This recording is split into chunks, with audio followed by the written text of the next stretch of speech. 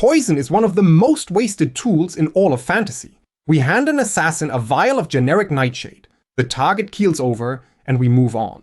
As if the most paranoid, ritual-soaked substance in human history were just a faster sword. It isn't. Every real poison came wrapped in a system. Who's allowed to use it? Who tastes the king's food? What the antidote costs? Which god you have to be initiated by before you can drink it and live? That system is the part worth stealing, and the real ones are so much stranger than anything we make up. So let me show you what I mean, starting with a poison whose real power had almost nothing to do with how deadly it was. Picture a woman in 17th century Rome. She's trapped in a marriage she can't leave. Divorce isn't a door that exists for her, and her husband is the kind of problem the law has no interest in solving. So she visits a particular widow, a woman who sells cosmetics and devotional oils, and she comes home with a small glass vial. The label shows St. Nicholas. It's sold as Manna of St. Nicholas, a holy relic, exactly the sort of thing a pious woman keeps on a shelf without anyone giving it a second look. A few drops across a few meals, and her husband slowly sickens and dies of what looks for all the world like a fever. That's Aqua Tofana. Under the saint's name, it was mostly arsenic, colorless, nearly tasteless, and slow enough that the death read as ordinary illness. But the killing was the easy part. Arsenic was everywhere. Anyone could get it. Aqua Tofana's real power was that it was socially invisible. It moved through the one channel nobody would ever think to search, a holy object in the hands of a grieving wife. And it wasn't one desperate woman acting alone. The poison moved through a quiet network, sellers, go-betweens, women passing a name to other women who'd run out of options. When the authorities in Rome finally cracked the ring open around 1659, they publicly hanged the women running it and jailed dozens of their clients. Now, the legend has grown a lot of barnacles over the centuries. The famous poisoner everyone names, Julia Tofana, is half folklore at this point, so take the body counts with a healthy shrug. But the documented core is the part you want. A whole shadow economy organized around a single undetectable poison. That's the first lesson, and it's the one that unlocks all the others. A poison is a source, a cost, and a consequence. Where it comes from, what it does to a body, and the entire world that grows up around it. Aqua Tofana came from a cosmetics stall, killed slowly enough to pass for sickness, and left behind something far bigger than any one murder. A society that couldn't trust its own dinner table. Hand your fantasy court one poison like this, and you don't have to write a single on-page killing to make the whole place feel dangerous. Suddenly, lots of questions pop up on their own. Who has to taste the wine first now? Who gets blamed when a duke dies in his sleep? The fear does the work for you. Aqua Tofana's whole genius was that you never saw it coming. The next poison on the list, you'd see coming a mile off. And it kills you anyway. You could pour it into a cup, drink it down in front of me, and walk away completely fine. The same poison on the tip of a dart kills you in minutes. That's curare, the arrow poison from the Amazon. Amazonian hunters boil it down from jungle vines and paint it onto their blow darts. And that contradiction isn't a legend, it's just how it works. Curare jams the signal between your nerves and your muscles. Your body stops getting the command to move, the muscles you breathe with go still, and you suffocate while staying perfectly aware. Your heart beating steadily the whole way down. But it only does any of that if it reaches your blood. Swallow it, and your gut barely takes it in. It never reaches your bloodstream, so it never touches a nerve. That's why a hunter could coat a dart, drop a monkey out of the canopy, and then eat the meat with no harm at all. Deadly in the wound, harmless in the cup. Now think about what a rule like that does for a story. A lot of us write poison as a fog. It kills because the plot needs a body on the floor. Curare kills by a law you can actually see, and a law the reader can see is a law a clever character can break. Picture an assassin who knows that rule. He pours the wine and drinks from the cup himself, right in front of everyone, and he's perfectly fine because swallowed curare does nothing. Now the whole room trusts that cup. So when his target dies minutes later from a scratch nobody noticed, the assassin is the last person anyone suspects. Or flip it. A character is dying from a curare wound, paralyzed, unable to breathe, and the healer realizes she doesn't need a cure at all. Curare wears off on its own. If she can just keep his lungs moving, breathing for him until it fades, he lives. Either way, the drama comes from a rule the audience can see coming. That's the difference between a poison that ends a scene and a poison that runs one. And honestly, this is the single most common thing I watch go wrong in fantasy.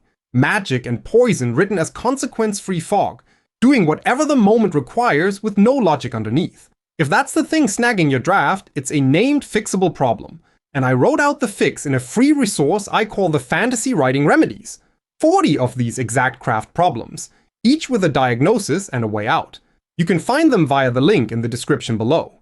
Curare carries its rule in a dart, something small enough to hold in your palm, but a poison doesn't have to fit in your hand. Sometimes it's the whole countryside, and one of them once wiped out part of a Roman army without a single sword being drawn. In 65 BCE, soldiers under the Roman general Pompey were pushing through the mountains along the Black Sea coast when they came across combs of wild honey just sitting out along the road. Free honey on a brutal march, naturally they ate it. Within the hour, hundreds of them were on the ground, dizzy and unable to stand, mind swimming, and the local tribesmen who had left that honey precisely where a hungry army would find it, strolled in and finished the job. They had basically weaponized the army's breakfast. The honey is real, by the way, and people still make it today. Bees in that corner of the world feed on a particular rhododendron, and the nectar carries a neurotoxin straight up into the honey. No refining or human hand required. The land just makes it. The Greeks had stumbled into the same stuff more than 3 centuries earlier. The soldier writer Xenophon watched his own men go down like madmen after eating from the local hives, though his troops got lucky and recovered in a few days. It was the same honey in the same region. One army survived the lesson, the other got ambushed because of it. What I love about this one for world building is that the poison isn't in anybody's hand. It's in the ground. And a place that's dangerous all on its own bends everything around it. Who's willing to march an army into a valley where the honey drives men mad? What do the people born there know that every invader has to learn the hard way? A lot of us treat a setting as the thing characters simply travel across. Nice to look at, never making anyone do anything. A poisoned country makes them do something. Give your world one region whose own plants or water or weather can kill the unprepared, and the map stops being a backdrop and turns into an opponent. As said, that honey was a poison nobody owned, loose in the world for anyone to wander into. Now flip it the other way entirely. Imagine a poison so guarded that for 2,000 years, almost nobody who tasted it would tell a soul what was in it. For roughly 2 millennia, the most important religious event in the ancient Greek world was a secret ceremony at a town called Eleusis. People traveled from everywhere to be initiated, and at the heart of the rite they drank something, a mixed potion called the Kikon. Whatever it did to them ran deep. Grown adults, serious philosophers among them, described it afterward as the thing that took away their fear of death. And the remarkable part is that thousands of people went through that ritual across the centuries, and the vow of silence mostly held. So what was actually in the cup? Nobody knows for certain. But there's a theory that's hard to shake off. Some researchers, including the chemist who first synthesized LSD, argued that the Kikion was gently psychoactive, brewed from a fungus called ergot that grows on grain, the very fungus LSD comes from. I want to be careful here because all this is a theory, a genuinely contested one, and plenty of serious scholars throw it out. There's no surviving recipe after all, but it's compelling because it would explain how one drink could anchor a religion across an entire civilization for 2,000 years. And that is the world-building gold. Whether the ergot idea ever gets proven or not. Picture what it means if the central experience of your world's faith is a controlled dose of something. Suddenly the priesthood does more than preach. They're the only ones who can safely brew the thing that lets you stand in front of your god. They control the recipe and the dose, which means they control who's allowed near the divine at all.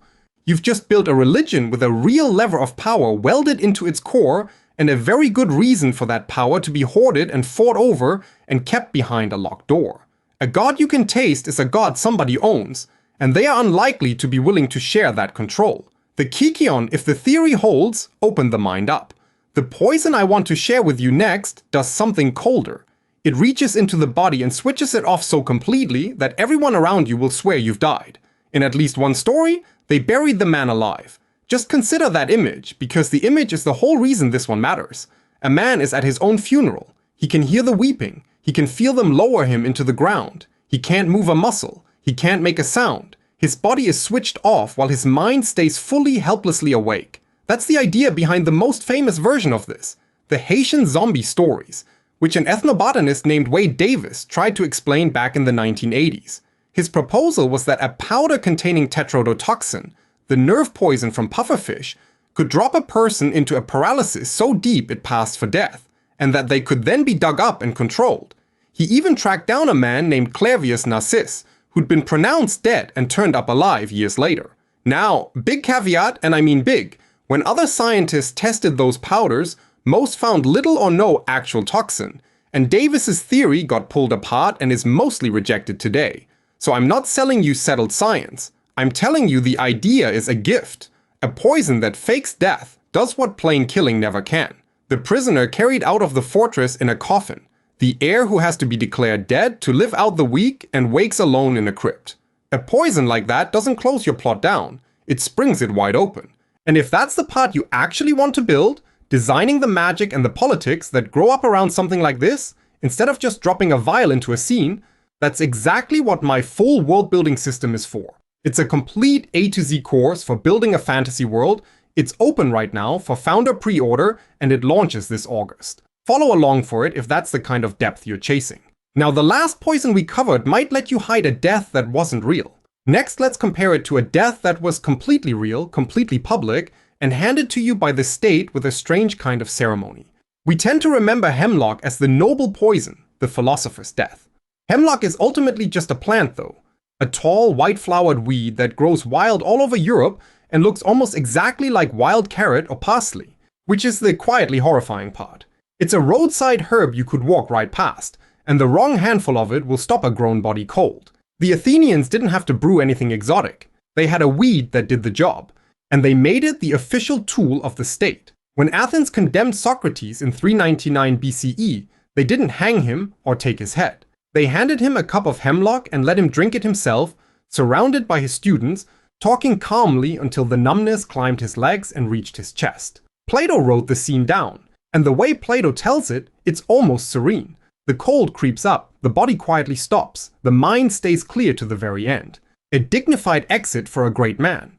Except that's partly a curtain drawn over the truth. Real hemlock poisoning is uglier than Plato let on. There's vomiting and drooling, there's the slow terror of muscles that stop obeying.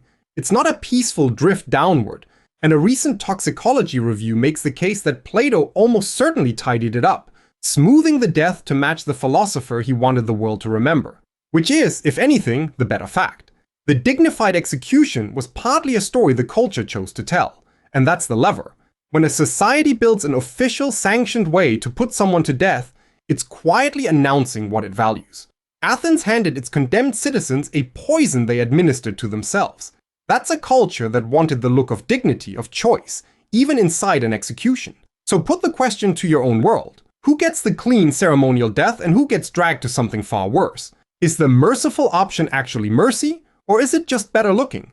A sanctioned poison turns an execution into a statement about the entire society. And that's world building you'll never squeeze out of a plain gallows. But every poison so far forced the world around it to answer back, with tasters, with antidotes, with secret recipes and self-poured cups. So what happens to the person who decides to beat the whole game, to make himself immune to all of it at once? You've actually met this last one already, right back at the start. Arsenic was the quiet killer hiding inside Aqua Tofana, but that was arsenic wearing a disguise. On its own, with the mask off, it was the king of poisons for most of human history, and it earned the crown. Odorless, easy to fold into food, its symptoms a dead match for the everyday diseases that were carrying people off all the time anyway. The French had a nickname for it, inheritance powder, because of how reliably an inconvenient relative could be hurried along to free up a will. For centuries it was the perfect murder, because there was no reliable way to prove it had happened. And then, in 1836, a chemist named James Marsh worked out a test that could pull traces of arsenic out of a dead body and lay them in front of a courtroom. That one invention quietly ended arsenic's reign as the perfect unprovable murder. Consider for a moment what that does to a world. The day your kingdom discovers its first reliable poison test is the day every poisoner in the realm needs a new method, and every old unsolved death suddenly has a question mark hanging over it. Forensics is basically a world-building event, but the man who understood all of this best lived almost 2,000 years before that test existed. His name was Mithridates, king of Pontus. And he's the patron saint of everything I've been describing. His father had been poisoned at a banquet, so Mithridates grew up dead. Certain someone would do the same to him. And he landed on a plan that's either genius or madness, depending on the day. He started taking poison on purpose. Tiny amounts every single day, slowly working the doses up, training his body to shrug them off. He had his physicians build him a universal antidote out of dozens of ingredients. A recipe so prized that versions of it were still being sold 17 centuries later.